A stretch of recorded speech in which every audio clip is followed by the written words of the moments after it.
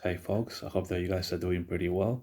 Yeah, so today is Saturday, the 4th of May 2024, and this video is going to be my 61st World First Biblical Deciphering.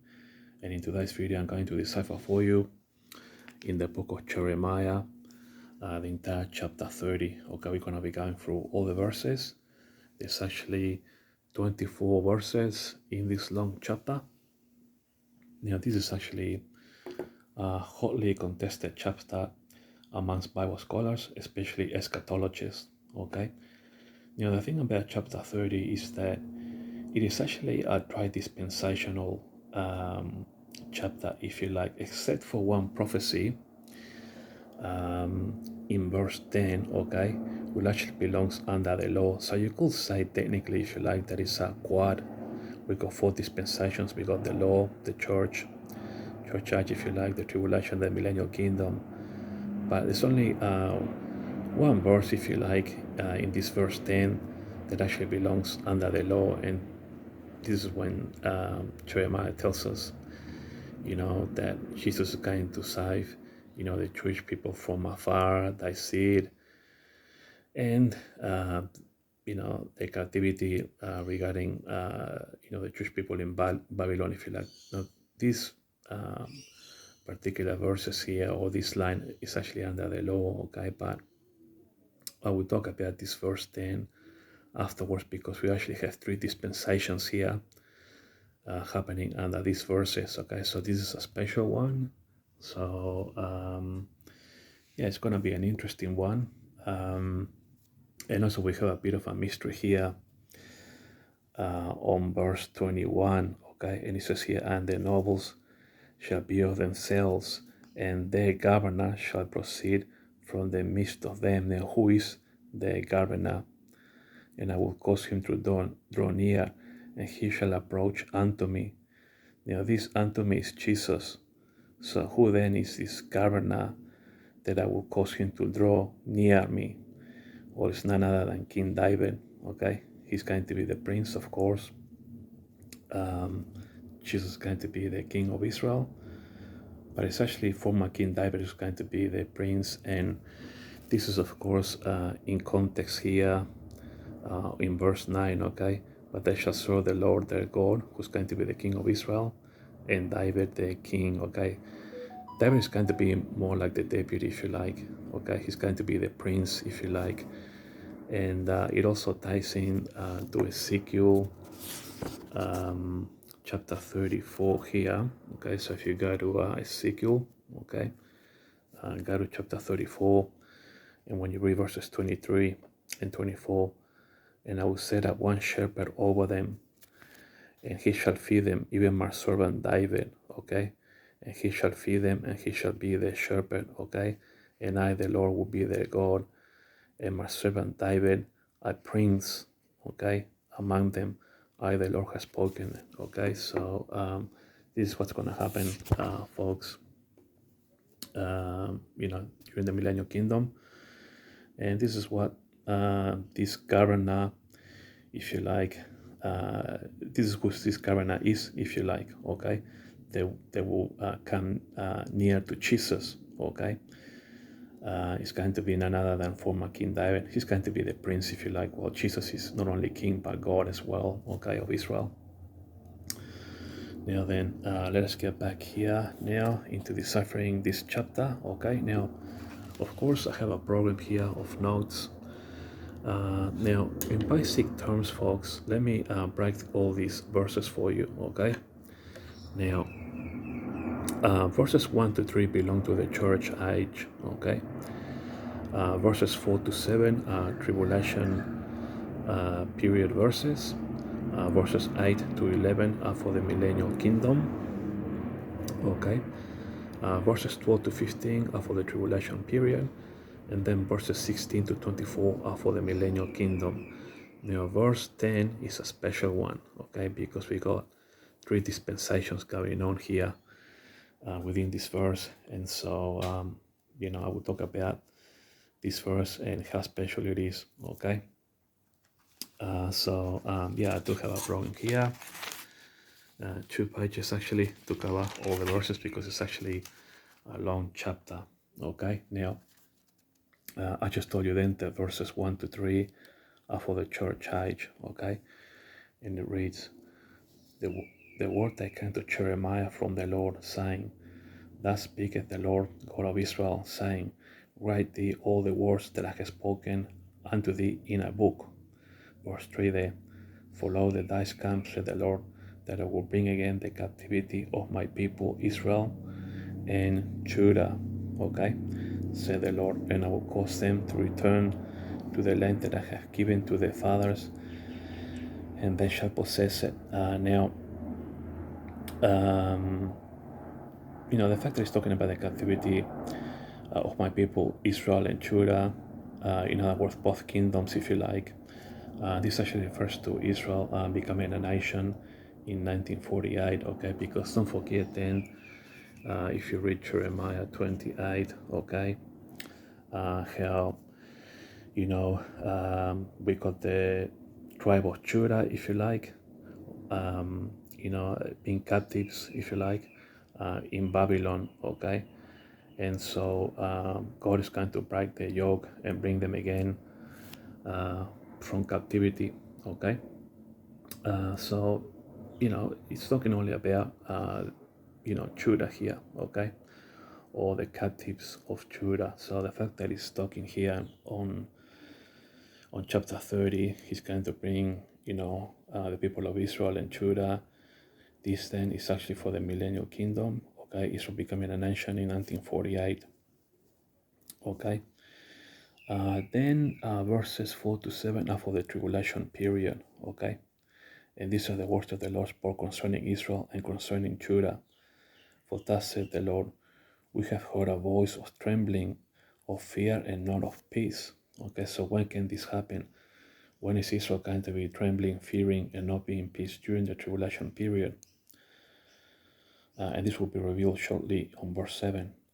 Ask you now and see whether I meant as travail with child. In other words, can a man be pregnant?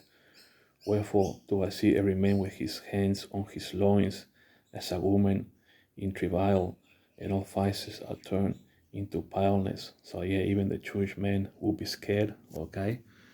And then here he comes, alas, for that day is great, so that none is like it. It is even the time of Jacob's trouble, but he shall be saved out of it, okay? So verse 7 here, quickly tells us this is going to be Daniel's 70th week, or the tribulation period. Now, verse 7 also serves as a warning to Israel, if you like, here at the back end of the church age, because, we all know that God has already warned Israel regarding the first and the second temples when they went down, and, God gave Israel warning after warning, okay? So this is a warning as well, that Israel is heading for Jacob's trouble, okay? It is a day that is going to be none like it, okay? So just to recap then up to this period then, verses 1 to 3 are church age prophecies. Think of Israel becoming a nation in 1948. See also Jeremiah 28:4. Then verses 4 to 7 are tribulation period prophecies. Verse 5, like I just told you, we have heard a voice of trembling. The Jewish people will be scared during the tribulation period. Verse 7, of course, Jacob's trouble, or Daniel's 70th week, but he shall be saved out of it. Now, what's going to happen is, according to Zachariah chapter 13, verse 8, is that unfortunately 2/3 are going to be cut off. That's a bit of a large figure, because and only 1/3 will be left, okay? A warning to Israel to die of the future. Now, yeah, 2/3 is quite a number, and it's quite a concern. So, I think it's a good idea that as many Jewish people do aliyah or actually immigrate to Israel, so that as many can be saved as possible, especially during the second half of the tribulation period, when they're going to have to flee into the wilderness. So yeah, it is a bit of a concern now. I think in Israel right now the population is almost 10 million, and just rough estimates, I think that 7 million thereabouts are Jewish people. So, if 2/3 are cut off, then, you got basically, roughly 4.5 million people, perhaps 5, depending on, I'm not sure, not exactly sure, what is the entire population of Jewish people in Israel today, but I believe it's roughly around 8 million. So yeah, it could be anywhere between 4.5 to 6 million thereabouts. It's hard to tell. It just depends on how many more people end up coming to Israel doing Aliyah after the Ezequiel war, okay, and also perhaps during the first half of the Tribulation period. I believe there's going to be a revival at the end of the Ezequiel war, where many people, or rather many Jewish people that are living outside of Israel, will probably feel encouraged to come back to Israel because of the great defeat that God has given against those nations that come against Israel in Ezekiel 38 and 39. So, I guess, the final numbers as to this 1/3, I guess, that will be known, at the end of the tribulation period. So, it is quite concerning that it's 2/3, sadly, and it's a big concern. So, yeah. But anyway, let's go back to, verse 8. For it shall come to pass in that day, said the Lord of hosts, that I will break his yoke from off thy neck, and I will burst thy bonds, and strangers shall no more serve of themselves. Okay, so basically, this is a Millennium Kingdom prophecy, and Jesus is going to break the yoke of the Jewish people's neck. Okay, so think of the judgment in the valley of Jehoshaphat. Okay, when Jesus will judge the nations, that's when he's going to break the yoke. Okay, but they shall serve the Lord their God and David their king. Okay, so I said to you earlier that Jesus is going to be the God and the King of Israel, and David is going to be the prince, if you like, because we all know that Jesus is the King of Israel. Okay, whom I will rise up unto them. Okay, so verse 10. Therefore, fear thou not, O my servant Jacob, said the Lord, neither be dismayed, O Israel, for lo, I will save thee from afar, and thy seed from the land of their captivity. Okay, so basically from here, from therefore to the word captivity, then this sentence here, if you like, in this verse, is actually under the law. Okay, because basically Jesus is telling them, hey, Israel, or my servant Jacob, don't be dismayed, Israel, for I will save thee from afar. Okay, and thy seed from the land of the and thy seed from the land of the captivity, meaning the tribe of Judah, if you like, in captivity in Babylon. Okay, so Jesus is saying to the Jewish people, hey, don't be dismayed, Israel. I will save thee from afar, where you are right now in captivity in Babylon. Okay, so up to here is under the law, and then where it says, and Jacob shall return, then this is under the church age. Okay, Jacob shall return, of course. Think of Israel becoming a nation in 1948. Okay, so 1, 2, 3, 4, these 4 words are under the church age. Okay, and here where it begins, and shall be in rest. In other words, Israel, okay, shall be in rest and be quiet, and none shall make him afraid. From here, from the word "and" to afraid, these are actually Millennium Kingdom prophecies, because when Jesus returns to be, the King of Israel, if you like, Israel is going to be in rest and be in quiet, if you like, and no one anymore is going to make Israel afraid, okay, because Jesus, God, will be there. Okay, so verse 10 is actually very special. It's a dry dispensational verse in which you have to separate the verses into the correct dispensations, if you like. Okay, so just to recap on verse 10, from where it starts, therefore, to captivity, it's under the law, because basically Jesus is saying, hey, Israel, don't be dismayed. I will save thee from afar, okay, from the land of the captivity, meaning the tribe of Judah in captivity in Babylon. Okay, so that's under the law. And Jacob shall return. That's under the church age. Think of Israel becoming a nation in 1948. And then for the Millennium Kingdom, then Israel will be in rest, will be in quiet, and no one is going to make them afraid, because Jesus, God himself, is going to be there. Okay. Now verse 11. For I am with thee. When can this happen? During the Millennium Kingdom, said the Lord. See? For I am with thee, said the Lord. He's going to be with the Jewish people during the Millennium Kingdom, okay, to save thee, though I make a full end of all nations. What he's saying here is the judgment in the valley of Jehoshaphat, when he makes a full end of all nations. Okay, that's the judgment of the valley of Jehoshaphat, or the Kidron Valley. Whether I have scattered thee, yet I will not make a full end of thee, but I will correct thee in measure, and will not leave thee altogether unpunished. So yeah, we all know that. Like I said before in Zachariah, yeah, sadly only 1/3 will make it through, but yeah, that's a Bible for you folks, and yeah, that ends the tribulation verses. Okay, so let's kind of like recap all these. So from verse 8 to 11, like I just been through them, these are Millennium Kingdom prophecies. Okay, verse 8, break his yoke. This is going to be during the Millennium Kingdom in the day of Judgement, or in the valley of Jehoshaphat. Then verse 9, they shall serve the Lord, meaning the Jewish people shall serve the Lord, okay, and David be the king. I just show you the prophecies in Ezequiel chapter 34, verses 23 and 24, and also Jeremiah 30, verse 21. That hymn is actually the former King David. And I just told you about verse 10, how it's a dispensational verse, and I broke it down for you, okay? Now we need to turn over the page, okay?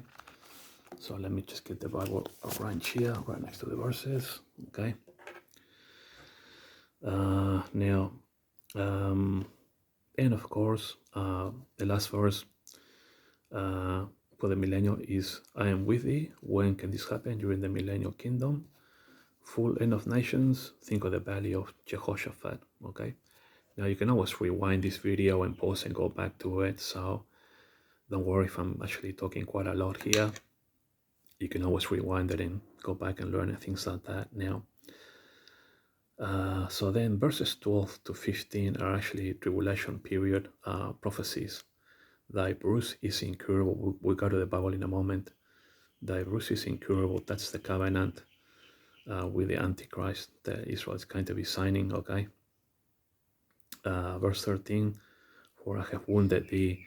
This is because of the covenant with the Antichrist, okay? So God has no choice than to wound Israel for signing a covenant with the Antichrist. That's why they're going to Jacob's trouble.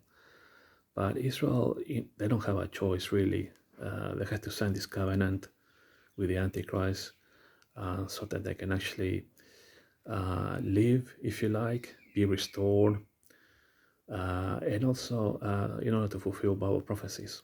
So, God has a plan, folks, and it is what it is at the end of the day. Like in the Bible, we have the good, the bad, and the ugly. And all those three, the good and the bad and the ugly, must come to pass in order that the Bible prophecy be fulfilled.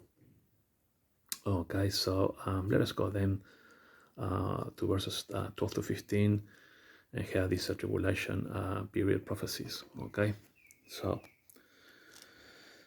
verse 12, for thus said the Lord, thy bruise is incurable and thy wound is grievous. Yeah, of course, it's incurable and grievous because, God has a covenant with the nation of Israel. And, imagine Israel signing a covenant with the Antichrist. Imagine how God is going to feel about that. And that's what he's saying here, thy bruise is incurable, and thy wound is grievous. I mean, it's like saying, God, it's like saying, it's like God saying to Israel, how dare you, like you have a covenant with me, you do this, like it's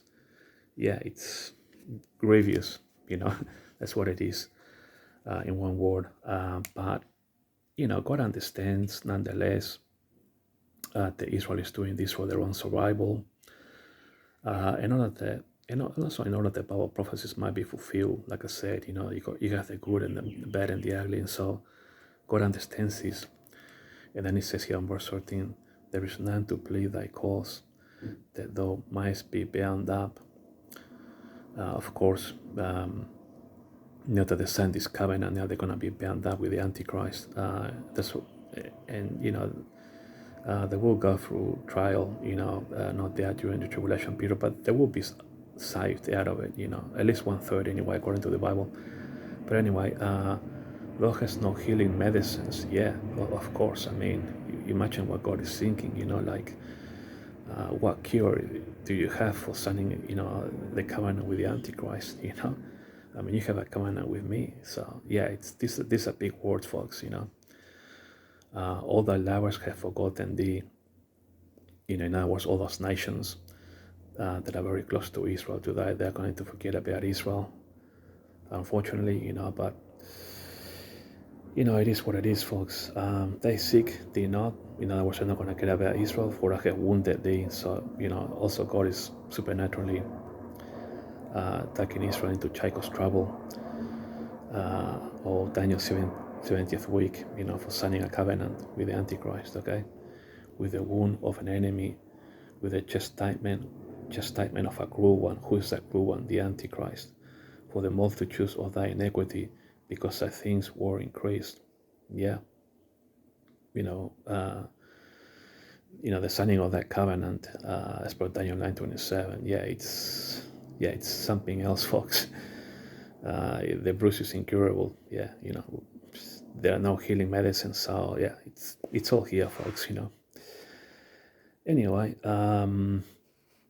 verse 16 then, the last verse for the tribulation out of this pack, from 12 to 15. Okay. Why criest thou for thine affliction? Thy sorrow is incurable for the multitudes of thy iniquity, because thy sins were increased. I have done these things unto thee. So basically, God is saying to Israel, why do you cry for this affliction? You have been very sinful, in doing this with the Antichrist, this treaty, if you like, and I have done this to you to, punish you in a way, but again, Israel is, has to sign this covenant because, their survival depends on it. God understands this, but nonetheless, God has to punish it, or he has to punish Israel, because God is a holy God and he has to punish iniquity, okay? Now then, verses 16 all the way to verse 24, then these are all Millennium Kingdom prophecies, okay? Therefore, all they that devour thee shall be devoured. So this is going to happen when Jesus comes back for the Millennium Kingdom, for the judgment, or the sheep and the goats. Okay, all those that devour Israel, God is going to devour them as well. All thine adversaries, he's going to devour. Jesus, if you like, he's going to devour all Israel's enemies. Every one of them shall go into captivity, meaning to hell, okay? And they that spoil thee shall be spoiled, and all that prey upon thee I will keep for a prey. So this is what's going to happen, if you read the book of Revelation, when Jesus just does the judgment, okay?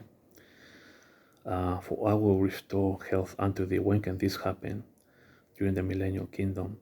And I will heal thee of thy wounds. Okay, so Jesus will forgive the Jewish people, for signing the covenant and going through, the tribulation period. God has a covenant with the nation of Israel, so God will heal his people, said the Lord, because they called thee an outcast, saying, this is Zion whom no man seeketh after.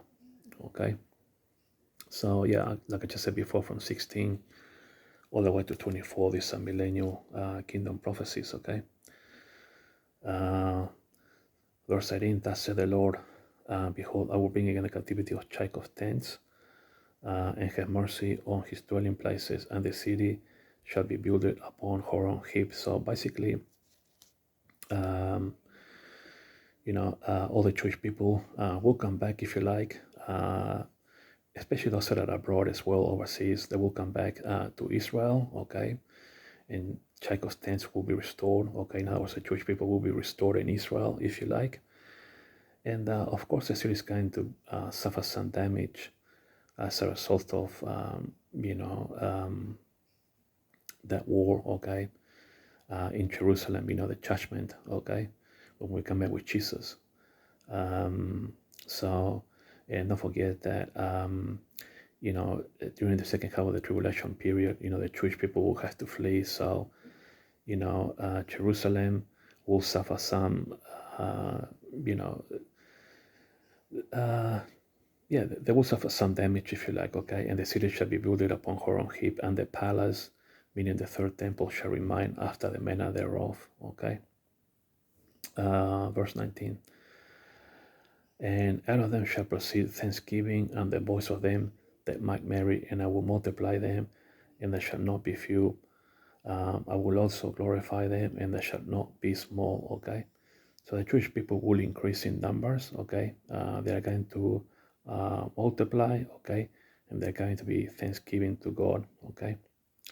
The children also shall be as aforetime, and the congregation shall be established before me, and I will punish all that oppress him. So, of course, God, Jesus is going to be looking after his own people, and anyone that thinks, or any nations that thinks of oppressing, the Jewish people, God is going to punish them, okay? So they're in complete safety. Verse 21, and the nobles shall be of themselves, and the governor, meaning former King David, shall proceed from the midst of them, okay? And I will cause him, meaning David, to draw near, and he shall approach unto me. That's Jesus. For who is this that engaged his heart to approach unto me? Who's that? King David, okay? Because it follows context here from verse 9, okay? But they shall saw the Lord, their God, and David, their king, whom I will rise unto them, okay? But also you got to put this in context of Ezequiel chapter 34, like I said before. Ezequiel chapter 34, verses 23 and 24. And I will set up one shepherd over them, and he shall feed them, even my servant David. He shall feed them, and he shall be their shepherd, okay? I, the Lord, will be their God, and my servant David a prince among them, okay?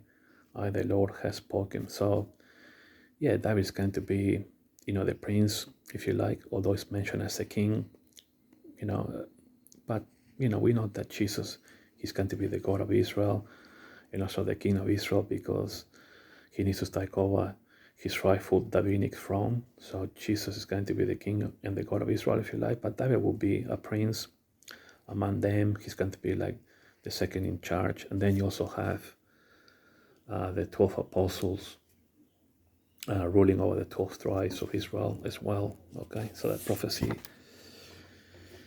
is there as well. And then verse 22, and you shall be my people. When can this happen? During the Millennium Kingdom, and I will be your God. Okay, so this can only happen during the Millennium Kingdom. And then on verse 23, behold, the whirlwind of the Lord goes forth with fury. A continuing whirlwind, it shall fall with pain upon the head of the wicked. So the whirlwind of the Lord with fury is actually God or Jesus coming down for the judgment in the valley of Jehoshaphat. Okay, that's going to be the whirlwind of the Lord with fury, judging those nations, the wicked. Okay, even the fierce anger of the Lord. Okay, so verse 24, the fierce anger of the Lord shall not return until he have done it. So,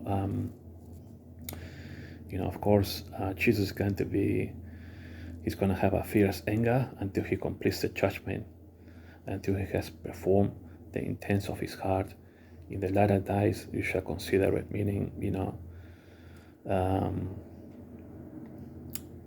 where we are now in the church age, and also during the tribulation period, okay? Latter days or last days, okay? You shall consider, and of course, you're in the Millennium Kingdom. Okay, these are the latter days or the last days of God's 7,000 year plan, okay? So I guess then, just to recap on the notes, I pretty much said everything that I wanted to say on those last verses, okay?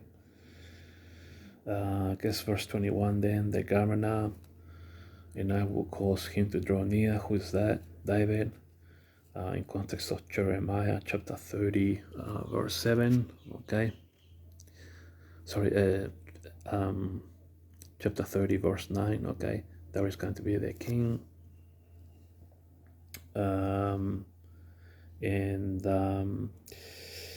The whirlwind of the Lord, Jesus coming for judgment, and then verse 24, the fierce anger of the Lord, Jesus can't wait to come and make the judgment, okay?